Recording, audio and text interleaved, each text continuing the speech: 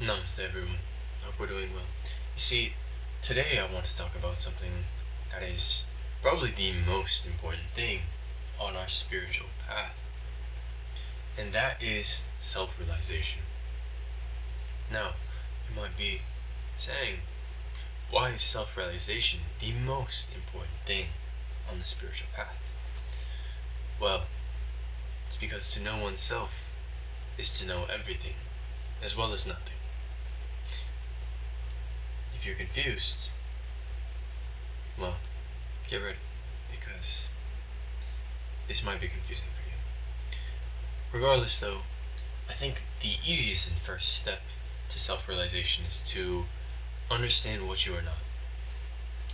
Primarily being, you are not this body, okay? You are not this body, you are not this person, you are not this mind. Mind being probably the most significant one. You are not the thoughts that occur in the mind. They are not yours. They do not belong to anybody. Do you understand? Simply energy. Simply energy. Okay? That is the first level. The second level being, if I'm not body or mind, what is beyond that? Spirit. The individual spirit. The consciousness. But even this, you are not. Because there's something greater than this. Something beyond the individual spirit. And that is the universal spirit. The collective consciousness. The matter that makes up all things in this life, in this reality, physical and non-physical. So this is what you are.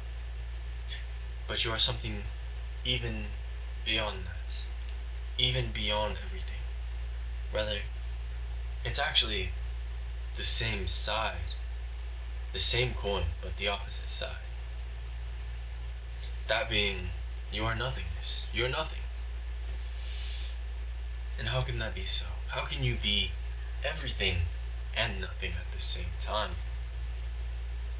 Well, it's quite simple. Everything and nothing are the same. That might seem quite impossible, but it's quite true actually. And this universe, this reality works in, I'd like to say mysterious ways, but in reality it's all calculable. It is all calculable. It is all understandable.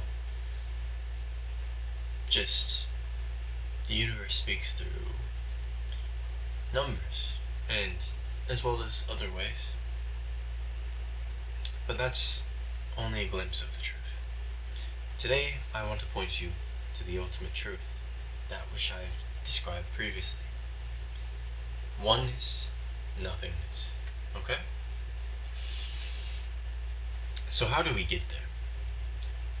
Well, you see, all spiritual practice ultimately aims to bring you to that point of realization of what you are. Realization of oneness, of nothingness. Okay? So how do we start there? How do we start on that path? Well, I would say the most important thing to get you to that point is meditation. And not just meditation as far as breath work or focusing on certain things within the body. But what I mean by meditation, I mean true meditation.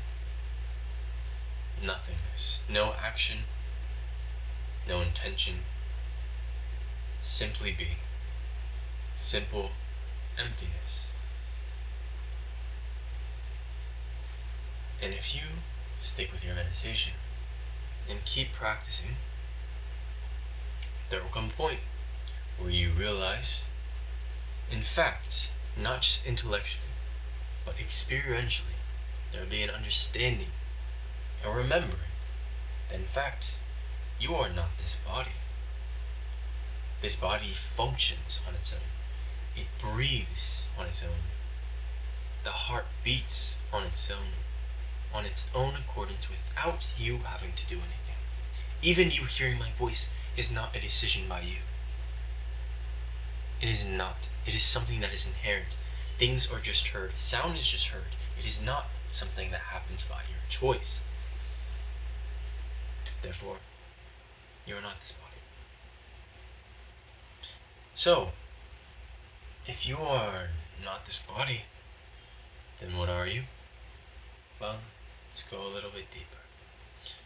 Your next assumption is, yes, of course, I'm this spirit, I'm this consciousness. Which is true. More true than that, you are this body. Because, of course, if you can see your body, it is not you. If you can see something in this reality, it is not your ultimate truth of who you are. Okay? If you can see it, it is not you.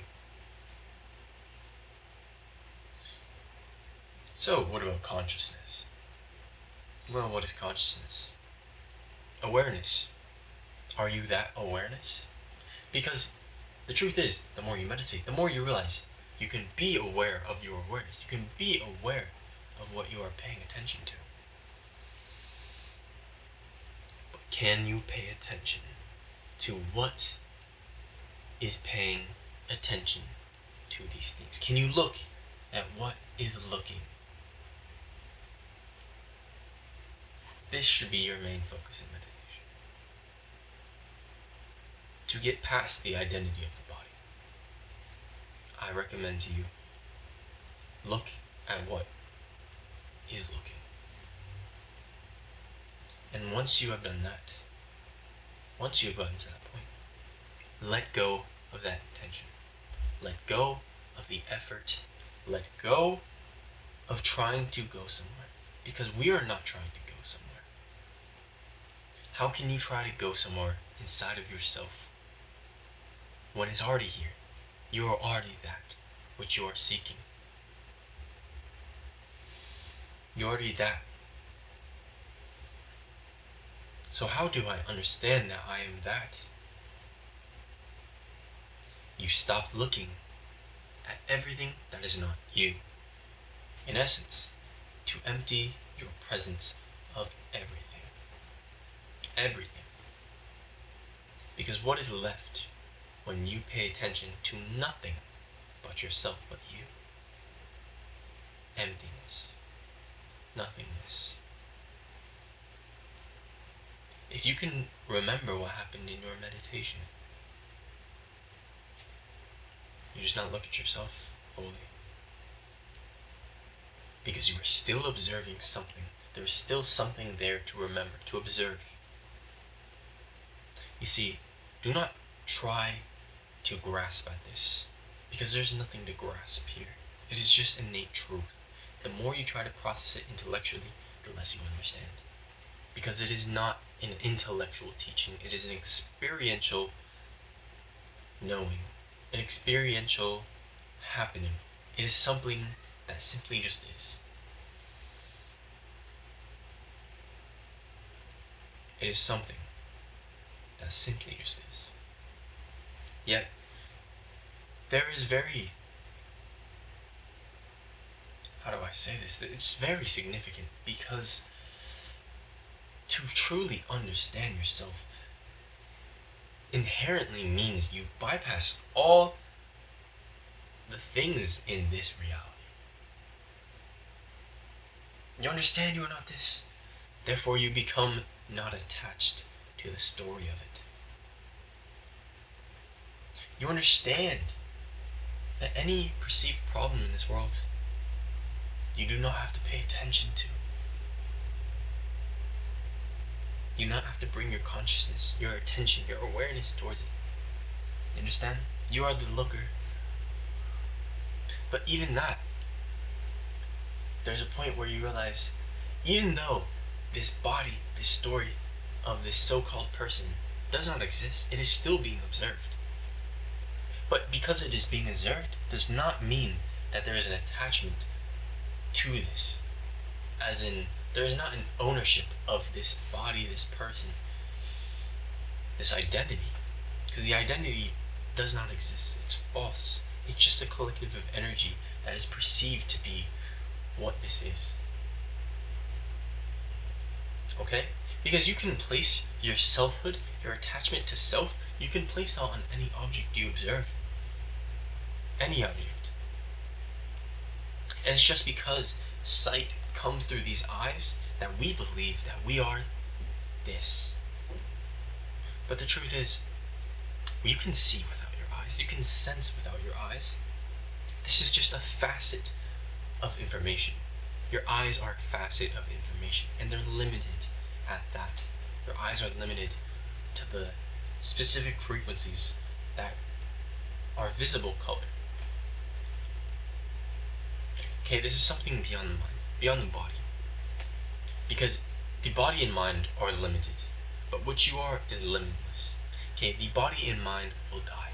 What you are can never die, because what is never born can never die. Okay? What is never born can never die. And your mind, in the sense, is limited too. Because the mind, as it wants to grasp at the idea of being nothingness, it itself is the mind. It is not you. You are not the mind. So the mind thinking, I am oneness, I am nothingness, is simply the mind thinking that. It is not you. So there comes a point in meditation where you realize the mind is not you, and you become detached from the mind, and this is a blessing. And for some of you, it may be very difficult. But just remember, any thought or action, activity in the mind is simply energy. And the more you meditate, the more you cultivate your attention, and the more you rest the mind and prevent it from being so active.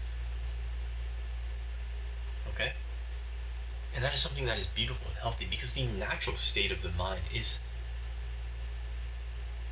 silence. The mind is not meant to be this overactive, constantly moving thing. Its true state is silence. This is the beauty of meditation. It's self-realization. And if I were to describe this to someone who is not on this path, perhaps they would not find any reason to really want to understand what they truly are, because they are still operating from the mind, not the spirit, not from the individual spirit even, let alone the universal spirit, the universal consciousness. Now we come to the final level of this understanding, just before nothingness, yet at the same time it is nothingness, and that is the universal consciousness and living through this. What is that like? Well, it's a state of being where everything is flow. Everything simply is just happening. Without attachment. And everything flows as it should be. As it naturally should be. Everything happens in perfect divine accordance. And if you ever noticed in your life that certain things magically happen, as if you meet a certain person that is very significant in your life. This always happens when you're in the flow state. This always happens when you are not worried or stressed about the actions, simply living, simply being. This is what cultivates these things, these divine and significant impacts in our lives. Okay? So, ultimately, your job is not to try and find something out there inside of yourself during your meditations. You're not trying to become something. There's no end point for your meditation. Simply It is just being. Just be. Just be. It's quite simple. Let go of the thoughts, the worries, the energy, and just notice. And this will do wonders for your life. Even if you can't believe that it will do wonders to your life, I promise you. It is subtle, but it is fantastic. Because you realize you are limitless, and you realize there is nothing to truly fear, because in your truest state, nothing can hurt you. Namaste.